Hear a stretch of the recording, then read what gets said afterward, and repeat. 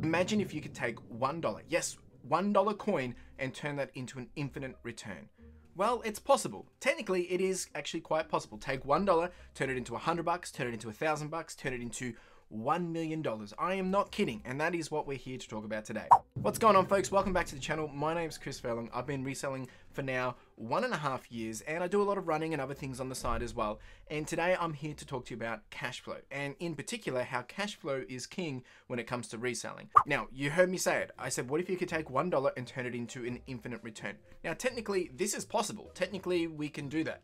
And I want to take you through the process and thinking of that. But really, what I want to take you through today is help you understand the power and potential of cash flow and why cash flow is so important for a business, and in particular, reselling. We're going to dive into that today. I'm going to touch on a few different scenarios and help you understand how maybe what I just said is a little bit far-stretched, but technically it is possible. But at the same time, I'm going to give you some insight and help you understand how you can actually do some pretty cool stuff if you start with $1 and use cash flow at your advantage. Let's dive in.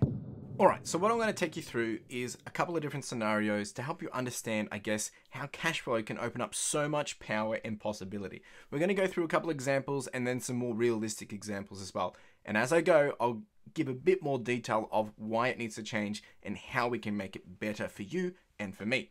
So in this first example, it's just to help you understand how the power and possibility of cash flow is going to work in your favor. So let's assume in all these scenarios, I'm using an average sale price of $20, and we're going to kick off and you're going to buy one item for $1. You're going to start with $1. You've got $1 right here. Let's see what we can do with it. So you're going to buy an item for $1, and you're going to sell it for $20. Let's say it's a book or something, I don't know. You're going to get $20 cash flow. You're going to get $20 back in your pocket after you sell that. Now, once again, this is all hypothetical. From that, you have an expense of fees, you have an expense of postage. Let's say it works out to be about $12.30 in expenses. You come out with $7.70. Now, that's assuming that that item sold however long it took. It could take 45 days. That's an average sales. That's an average cycle time. But let's say it sold straight away. You're now going to be able to take that $7 and do it again. Buy 7 more items for $1 each, sell them at $20 each. You'll have $140 cash flow. You get expenses of $86, you're going to come $53. You get my point. You do it a third time, fourth time, fifth time, sixth time, and you got $186,000. Seems pretty good. That is the power of compounding. That is the power and possibility of cash flow and leveraging money. However, it's not really that straightforward. It's never going to be that easy or that good. It might, but likely not.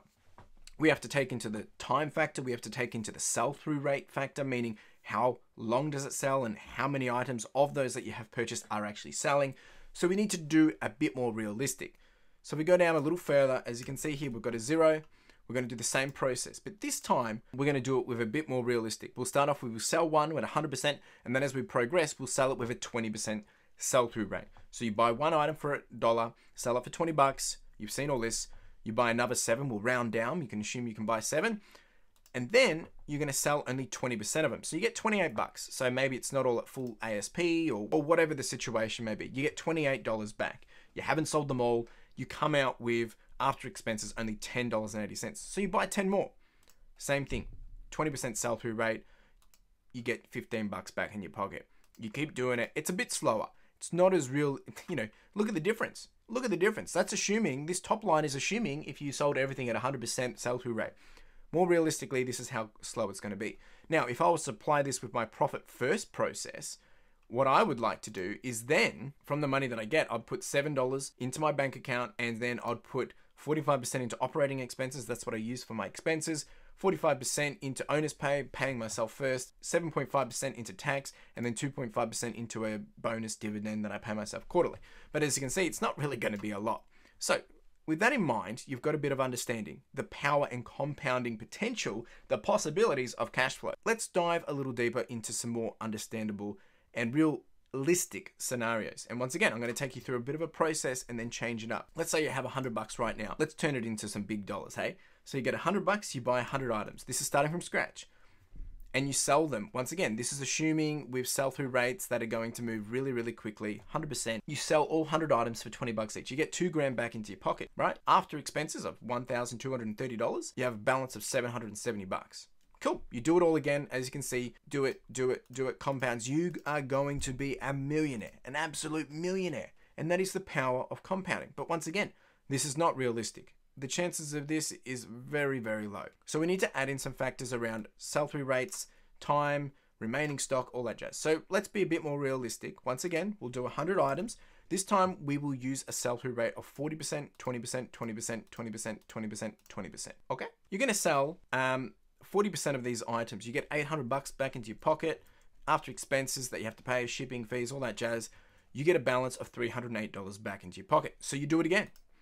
You do it again. You do it again. And you know, this is a bit more realistic. This is a bit more like it's going to actually be quite rewarding. Actually, we can stop the video right here, but I take it a little bit further. I do the profit first process, and what would happen is, let's say you had $308 land in your pocket. I'm going to, you know, split that up into operating expenses, into owner's pay, into tax, all that jazz, right? But what I would rather do is, rather than spend the entire OPEX, $138, is I would take half of that and put that back into buying some new stock, for instance, because I still got to allow some cash flow for other expenses that might pop up. So in this case, as you can see here, I'm going to buy 69 items for $1, right? Because I got 69 bucks, half of this $138. I'm going to sell them. Once again, we'll use a sell-through rate of 20%. We get a cash flow of $276, expense 169 bucks, and then we get $106 back into our pocket. Now, that comes back up here. It goes back into the profit first system. Now, we've actually got $117 in our account because we only used 50% of our OPEX. If we haven't spent any of it, we now get the 106 plus we then do the dividing of, you know, 45%, 45%, 7.5%, and then 2.5%. And we continue that process. As you can see, by the time of going back through this, as you can see, look, it's nowhere near as rewarding, but you're putting money aside for tax, you're putting some money away for dividends, and you're growing at a slow pace, at a meaningful pace. But there's still some more things that we can do here. The next is, we still have all that remaining stock that hasn't been selling, meaning, you know, we had a sell-through rate of 20, 30%. What about the remaining of, you know, the 60 to 80% of stock? Let's assume that we can start to sell 15% of that each time we redo this. So meaning you're selling maybe 20 or 30% of the stock that you purchase, plus in the next period, you sell 15% of your remaining stock. Could be a bit high, could be a bit low. This is just all hypothetical for the scenario. So let's do the process again. And this time, we're going to do a sell-through rate of 30% across the line, simply because that's what my average was for my full first financial year. So you've got $100, you're going to buy 100 items for $1 each. Sell them for $600, $20 each, cash flow $600, expense $369, and then your balance comes out to be $231 after expenses, right? So we put this into profit first. As we said, we break it up to 45% OPEX, 45% owner's pay, 7.5% tax, and then we've also got 2.5% into profit. Let's assume that we've all sold. So now we're going to go through and buy some more, right? Once again, in this case, we're only going to use half of the OPEX. We're going to spend $51 and buy 51 more $1 items. We go through the process again, but this time we've also sold 15% of this remaining stock. So we've sold, yeah, some of this, you know, probably about 10 items of this remaining stock. So that's also sold in this period. So we've sold 30% of the 51 items we've just purchased, plus we've sold 15% of this 70 remaining items. So we get $516 cash flow. After expenses, we have a balance of $198. We put that back through. We follow the same process. Now, this is all just flat lined, but as you can see, we start to build up quite a nice little war chest of OPEX, a nice little owner's pay war chest. So by the end of this, doing it 6 times, you have 2.8 grand. So that's, look, you might do this probably just more than a month, and then you have some tax allocated, you have some profit allocated. It's going to be pretty good. Now, if we continue to do this 7, 8, 9, 10, 11, 12, 13, 14 times, like this is, you know, we're getting in close to almost 6 months now. As you can see, you're going to have quite a good war chest of, you've got enough money in your OPEX, you've got lots of money in your owner's pay, how much you've been paying yourself, you've got tax covered, and you've got a little dividend that you can pay yourself. Now, the whole purpose of this is to help you understand a little bit more of the power of cash flow and the power of using profit first. Now, this might not work for you, but all I wanted to do was share with you the possibilities when you start to realize that maybe if you've got $1 and you can sell something for $20 from that $1, that's pretty good.